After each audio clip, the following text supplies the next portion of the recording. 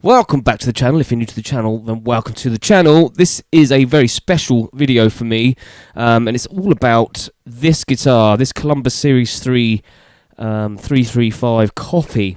And the reason I have this guitar is because it was the first guitar I ever owned.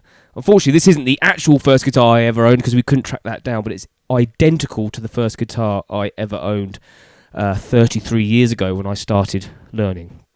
And it's really hard to explain, but some of you might understand this. This guitar is kind of like a symbol and represents where it all began for me. Music has been a massive part of my life, and guitar playing has been a huge part of my life for so long, and it's my whole identity is the guitar. And I've come to a point in my life, I suppose, where I'm looking back as much as I'm looking forward, and I really wanted to get reconnected with the instrument that started it all off for me. I remember getting this when I was 13 years old. I think it was about £80. It came with a little amp or something. It was second hand. I bought off a friend of mine, and I absolutely fell in love with it because one, it's pretty. And two, when I started learning, I just fell in love with the guitar straight away, and this was the instrument that got me started on my way. The reason I got rid of it was because the style of music I got into very quickly was like Van Halen, Steve Vai, Satriani, that kind of thing, and it wasn't the right guitar for that. And then I moved on to a Charvette, and you can see a video on one of those, the second guitar I ever owned here, which I don't own, it belongs to a friend of mine. So this is what happened. I've been searching for one of these for a long time, and they're like hen teeth, you know, you can't find them anywhere. Not very many of them anyway. And I've been looking, and then one day I just happened to have a little browse over my morning coffee, and one came up on Reverb. And I was like, oh my God, there's one there, right, exactly like I used to have. But unfortunately, you know, the times we're in at the moment, being a musician, not the greatest, don't really have any money to spend on guitars. But my awesome friend and super fan, Mark Thresher, massive shout out. He also runs the BHB, unofficial BHB YouTube, which will be linked in the description as well, for me. And he mods in all of my Twitch streams as well. He's an absolute legend, and his wife Maria, absolute legends. And they are really supportive of me and very generous. He, without hesitation, because all I did was I just put a thing up on my Discord, say, look, I found one, look at this, awesome. And without hesitation, he put the money in my PayPal account and said, go buy it now. And it was, it's been very emotional, this whole thing. This video is me unboxing it, obviously, and doing some work to it. And then there's obviously, you've seen a clip of me playing it at the beginning, there's a clip of me playing it at the end.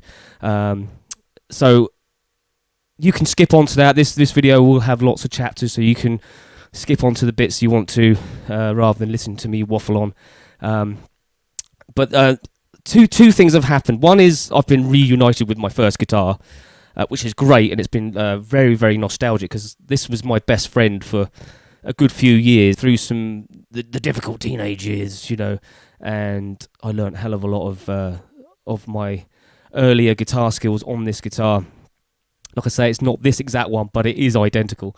So that was really great. But what I didn't expect was for this to be such a great guitar. And I remember it not being such a great guitar, but then I was new to guitar, so I didn't really understand how to set a guitar up. I didn't even understand how to string and tune it properly for a while anyway. I had to get my friends to do it for me and things like that.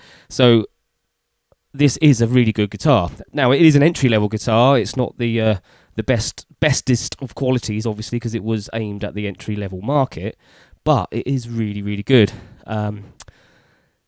Not lawsuit. I don't think it's lawsuit. I don't quite understand the lawsuit thing, but I think it's after lawsuit because it's 88. So the changes have been made to the headstock and things like that. But I'll talk a little about that in the video. But just to give you a quick rundown of specs and everything I've found out about it, because it's really hard to get information on these. If anybody's got extra information on these, I would greatly appreciate it if you could put it in the comments. But what I know is this has a mahogany neck, rosewood fingerboard. It has a sustain block going through the middle, which is solid mahogany as well. So it's a semi-hollow, not a full hollow. We don't know about the pickups. Earlier ones did use DiMaggio's. These look like DiMaggio's, but there's nothing to say they are DiMaggio's. And it's a plywood body laminated. And that's about it, really. It has die-cast tuners, which are nice. Plastic nut, Tune-o-matic bridge. And that's basically it. Standard 3-way toggle switch with your separate volumes, separate tones. It's quite a thin profile. It's got binding, nice binding all the way around. It's a 3-ply binding, I think. 4-ply. 4-ply binding going all the way around the front and back, and white binding on the neck. It is a thing of beauty, and it's now become my number one guitar, and which is kind of ironic in a way, because it was my number one guitar, and now it kind of is my number one guitar. I absolutely love this thing, and the more I play it, the more it settles in. It just brings an absolute smile to my face every time I look at it, pick it up, and it is an awesome reminder every time I feel like giving up on music, or it's not going right for me or whatever. I just look at this thing and think, wow, it brings joy to my heart, and I can't thank Mark enough for making this happen. Some of you might think I'm an absolute lunatic, but it's emotional for me. Puts a frog in my throat. But anyway, let's get on with the video. I hope you enjoy it. I take all the pieces and set it up and stuff, and all of that. Anyway, if you have a connection to your first guitar, or you've sold a guitar and you miss it, or you want to get your first guitar back or something like that, then let's talk about it. Put it in the comments. Start a conversation, if you like. Anyway, hope you enjoy the video. It's a long one, but thanks for sticking with it. Also want to point out there's some awesome Hutch Club merch. Links are in the description. We've got hoodies, we've got t-shirts and mouse mats and phone cases and all kinds of things, and there's going to be new things added as well in the future. You can get yours there and proudly let the nation know that you are a Hutch Clubber. How cool is that?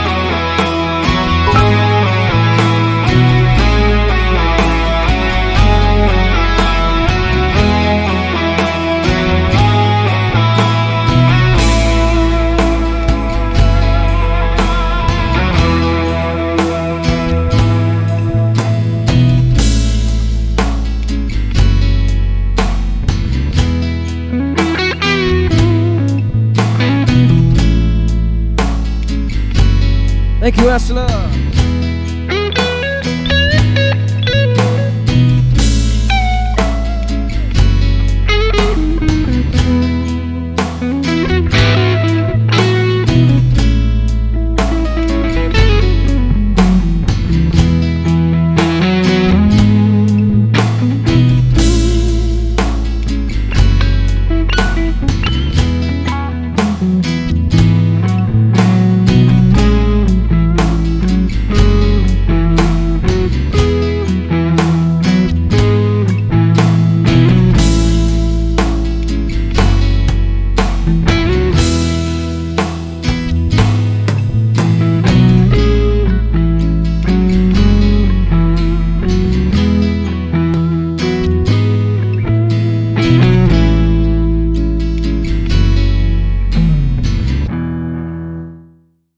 Okay, it's now the next day. I had a real blast playing this on stream last night. It arrived literally 2 hours before the stream, so I didn't have a chance to do anything to it. All I could do really was tune it up and get on with it. It's been hung up in the shop window, or on a shop wall, for over a year, I've been told, and it's still got grubby marks and dust all over it and stuff like that. Not having to go at the place I bought it. They were absolutely excellent. They got it to me really quickly, and even emailed me to say when they took it off the wall it wasn't working, and they fixed it before they sent it, which they did. There's something with the electrics, but they've done that. So now I have the opportunity to get into it, set it up how I like it, do some fret work if necessary, and have a look. These pickups, I don't know whether these are stock pickups or what, but they absolutely sing. I know that the early 70s ones, or some of them had DiMaggios in, so I don't know whether they're DiMaggios or not, but we'll have a look anyway. But the setup on this guitar is pretty decent, so I don't have to do a lot. I know I don't have to do a lot to it. The intonation's out slightly, so we're going to look at that. Electrics and things I believe are all original. I mean, this thing is pretty much identical to the one I had. It does have some wounds, obviously. It's got some dents here and there, some scratches. The scratch plate's missing. Mine was missing as well. Well, it wasn't missing, I threw it out because I hated it. But it does have dings and stuff. It's a 33-year-old guitar, so you can expect that. It's got some signs of use, but I don't mind that, because it means it's been played and used, and rightly so, because it is a beautiful guitar to play. I was very, very shocked. I thought it was going to be terrible, but it actually isn't. But we got some dings and stuff like that. Okay, so let's get into it. Right, so get the strings off first. They look like new strings, but I think they're 10 gauge and I use 9 gauge. So we're going to whip them off first. It's really hard to find any information on these guitars with regard to the specs and what they're actually made of and stuff like that. But I know it's a rosewood neck, and I know it's a mahogany neck. So it's a rosewood fretboard, sorry, mahogany neck. It has a sound board, or what do you call it, a sustain block going right through the middle. So it is a semi-hollow, which I also believe is a mahogany block.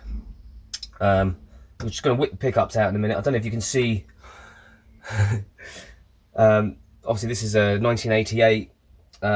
The quality control wasn't the best. I mean, these block inlays are all crooked. It looks like they've been filled around here. I don't care though. Frets themselves look really nice. A little bit wear down here, but I'm going to polish these out and level them up. The ends are nice. It's all, the fret works really nice, so not worried about that. Tuners are actually good as well. They're actually nice, smooth tuners. I'm quite impressed with that. And then you've got your standard, obviously, this stuff which you get today on all kinds of guitars.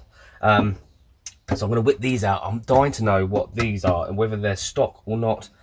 To me they look like they're stock, but let's have a look. Go pick up out. There's no markings on it whatsoever, so there's no indication what that could be. I think that's stock.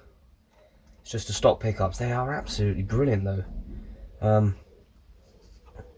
Just look like your standard what you get. I can see inside now as well. You can see the solid block in the middle there, which looks like it is a piece of mahogany, and you can also see, I don't know if you can tell from there, it is a plywood top. So the body's plywood.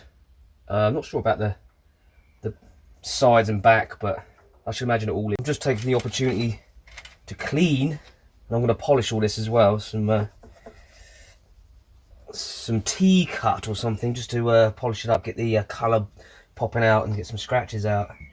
I noticed that this is screwed all the way down and this is screwed all the way down, but the action is actually okay. I haven't looked at the truss rod yet, but I think that's okay as well. So I think it looks like it's had a setup in the shop. So it's not going to go any lower, but it doesn't need to, in my opinion. It plays exactly how I like it. I like a little bit of height on my strings anyway, because I am aggressive. So I'm happy with the action, so I don't need to worry about that. But the intonation is out, and I've noticed that these two here are pulled all the way back, and it was the G string and the B string that I was having intonation problems with. So the only way I could get them to go further back if they need to is to flip them around. So you've got these three facing that way and these three facing that way, because it will give me, if you see where the string goes over the saddle, another few millimeter in that direction. So I may have to do that, but we'll see when we come to intonate it. But yeah, ripped off the neck pickup, and inside there you can see there's two screws going through there, and I don't know whether that is an afterthought by someone who's owned this guitar, because I remember, even though it was a long time ago, that my guitar had tuning issues, and it was because the neck wasn't secure in the pocket. It used to move a little bit around in the pocket, and it's also glued here as well. You can see glue in there, so I think somebody may have done that. Looks like super glue and two screws going down that way. It is solid, so that obviously works, which is great. Okay, onto the headstock. This is after lawsuit, so the thrush rod cover's been changed from the bell type one, like a Les Paul. The logo's been changed, and the shape of the headstock's been changed, all in accordance with the lawsuit, I believe. This headstock's got a few dings. It's had a chip out there. Looks like someone's just put some paint on it. To be honest, I'm not going to worry too much about it. I'll just clean it and leave it as is, I think. The tuners are great. They're really nice quality, much better than you get on entry-level guitars these days. Not going to change them at all. I'm not going to change anything on this guitar, actually. I'm going to keep it all as is, original. A couple of them are loose, so we'll just tighten those up. I don't need to do anything else, really. They still feel quite tight on the mechanisms, no problems at all. And again, just polish this neck up a bit, and the back and stuff. See the build up of dirt under there. Get rid of that. So I'm just taking everything off, just cleaning up, polishing up everywhere. I've done all this area now, cleaned the pickups.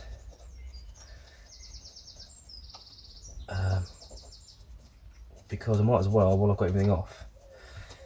Unfortunately, it's losing its smell. It smelt like old music shop. Dusty. And the more I'm cleaning it, that's disappearing. Unfortunately. Right, I've cleaned up all around this area. All the hardware's cleaned up, pickups are cleaned up, I've polished all out under there. So I'm going to leave the rest of the guitar for when the strings are on. I'm going to tackle the frets. I've just done a little bit of work down here. There's a couple of high frets, so I've just done a little bit of filing off and crowning on there. There is a couple of dings in the fret here. This one's the worst one. Lots of chords have been played on this guitar, obviously, but it's not bad enough to worry about at the moment. The rest of the frets all look good. They just need a good old polish up. The nut looks good. The nut looks original, actually, but looks good, so I'm not going to worry about that. I didn't have any issues when I was playing it last night, other than the intonation was out slightly. So yeah, let's polish this up and make it look pretty like.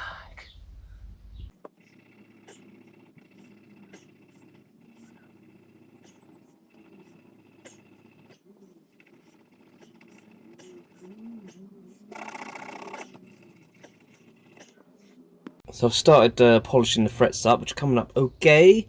They're not in terrible shape. This one here is probably the worst one, but it wasn't causing me any problems when I was playing it, so I'm going to leave it for now.